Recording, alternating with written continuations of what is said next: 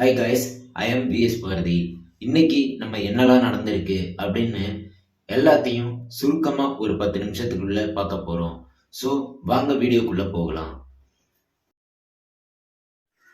முதல்ல நம்ம பார்க்க போறது விளையாட்டு செய்திகள்.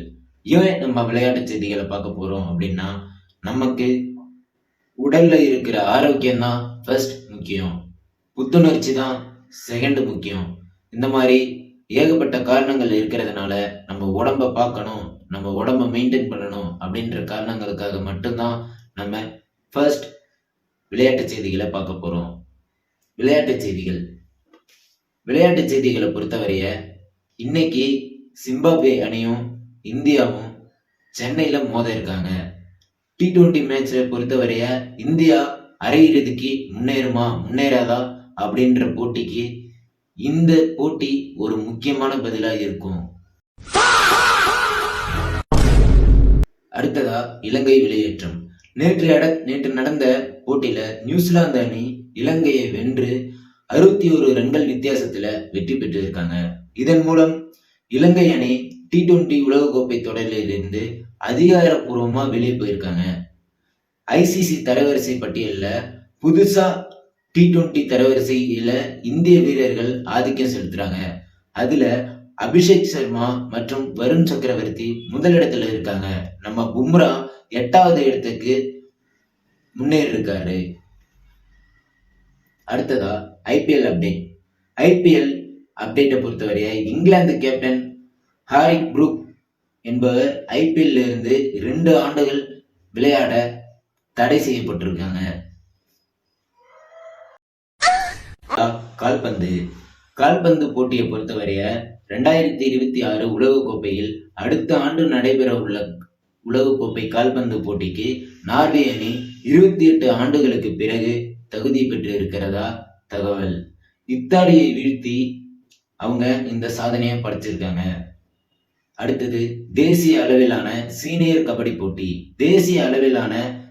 கபடி போட்டியில் தமிழக அணி விதர்பா அணியை வீழ்த்தி அபாரமா வெற்றி பெற்று இருக்காங்க. அடுத்தது பேட்மிண்டன் செய்தியை பொறுத்தவரைய ஜெர்மனி ஓபன் தொடரில் இந்திய வீரர் ஸ்ரீகாந்த் தனது முதல் சுற்றில் வெற்றி பெற்றுள்ளார். மற்றொரு வீரரான கிரண் ஜார்ஜ் தோல்வியை தழுவினார். தேசிய செய்திகளை பொறுத்தவரைய நமது இந்திய பிரதமராகிய மோடி அவர்களுக்கு இஸ்ரேல் நாட்டோட பிரதமர் சபாநாயகருக்கான விருதை நம்ம மோடிக்கு வழங்கியிருக்காங்க. அடுத்ததா நம்ம நாட்டோட பிரதமர் இன்ஸ்டாகிராம்ல 100 மில்லியன் ஃபாலோவர்ஸ் வச்சிருக்காரு. இது உலகத்திலேயே முதல் அதிக ஃபாலோவர்ஸ்களை கொண்ட பிரதமராக நம்ம பிரதமர் இருக்கிறதுல ரொம்ப சந்தோஷமா இருக்கு. அடுத்ததா டெல்லி மதுபான கொள்கை.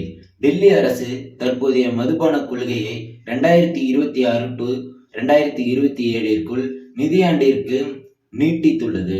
ஹோட்டல்கள் மற்றும் கிளப்புகளுக்கான உரிமை கட்டணம் 10% உயர்த்தப்பட்டுள்ளது. அடுத்ததா தமிழக அரசியலை பொறுத்தவரைய பாமக நிறுவனர் டாக்டர் ராமதாஸ் என்ன சொல்லியிருக்காரு அப்படின்னா, வருகிற பிப்ரவரி 28 பாமக எந்த கூட்டணி வச்சுக்கும் அப்படின்னு சொல்லி தெரிய வரும் அப்படின்னு அவர் செய்தி குறிப்பிட்டிருக்காரு. அடுத்ததா அதிமுக பாஜக கூட்டணி. தமிழக பாஜக தலைவர் நயினார் நாகேந்திரன் அதிமுக டு பாஜக இடையிலான தொகுதி பங்கீடு பேச்சுவார்த்தை மார்ச் 1 பிரதமர் மோடியின் மதுரை வருகைக்கு பிறகு தொடங்கும் என தெரிவித்துள்ளார். அடுத்ததா நம்ம சசிகலா புதிய கட்சியை ஆரம்பிக்க போறாங்க. VK சசிகலா என்று தனது புதிய கட்சியின் பெயரை இன்னும் ஒரு வாரத்தில் அதிகாரப்பூர்வமா அறிவிக்க போறதா தெரிவிச்சிருக்காங்க. சமீபத்தில் அவர் தன்னோட புதிய கட்சி கொடியை அறிமுகப்படுத்தியது குறிப்பிடத்தக்கது. அடுத்ததா திமுக மாநாடு.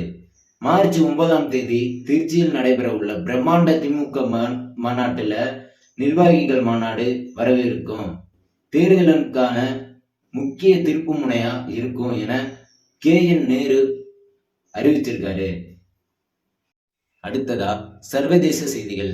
சர்வதேச செய்திகளை பொறுத்தவரைய ஈரான் மற்றும் அமெரிக்கா இவங்களுக்கு இடையான பேச்சுவார்த்தை இன்னுமே போயிட்டு இருக்கு. இது தொடர்பா ஜெனீவாவில் மீண்டும் பேச இருக்கிறாங்க. அமெரிக்க நீதிமன்றத்தோட தீர்ப்பு ட்ரம்ப் விதிச்சிருக்கிற இந்த சட்ட ரீதியான சட்ட விரோதமான சில வரிய நாங்க புறக்கணிக்கிறோம், இதை ஏற்றுக்கொள்ள முடியாது அப்படின்ற மாதிரி அமெரிக்க உச்ச நீதிமன்றம் தீர்ப்பளிச்சிருக்காங்க.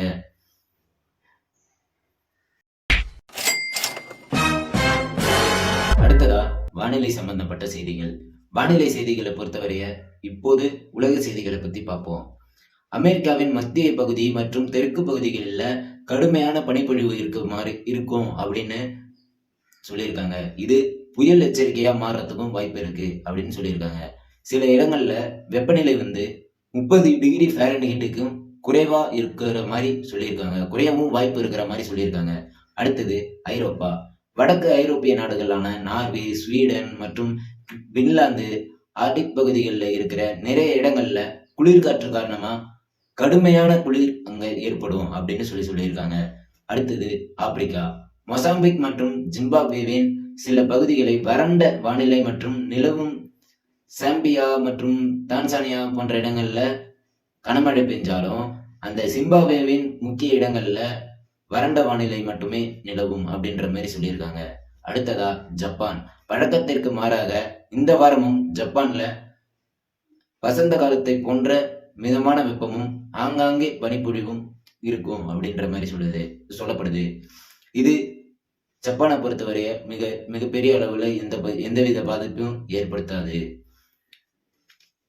அடுத்ததா தமிழக செய்திகள். தமிழக செய்திகளை பொறுத்தவரைய பொதுவான நிலையை பொறுத்தவரைய மேகமூட்டத்துடன் காணப்படும். சில இடங்கள்ல மட்டும் மழை பெய்யும் அப்படின்னு சொல்லியிருக்காங்க.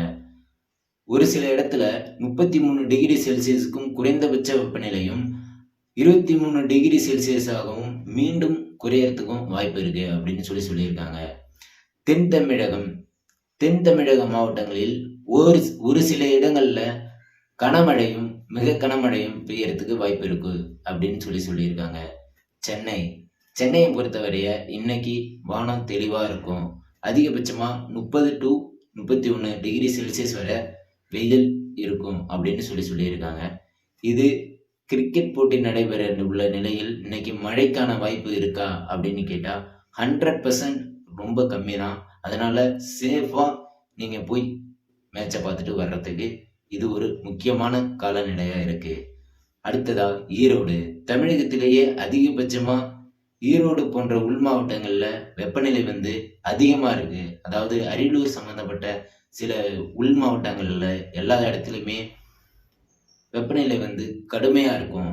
ஸோ இன்னைக்கு எவ்வளோ உயர்ந்து காணப்படுது அப்படின்னு பார்த்தீங்கன்னா 37 டிகிரி செல்சியஸ் வரை வெப்பநிலை உயரும் அப்படின்னு சொல்லியிருக்காங்க.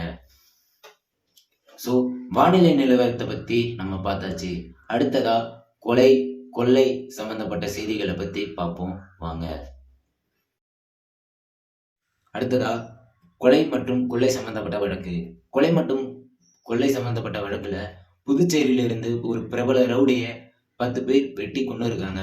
இதுல அந்த 10 பேரையும் திருவண்ணாமலை காவல்துறை சிறை வச்சிருக்காங்க.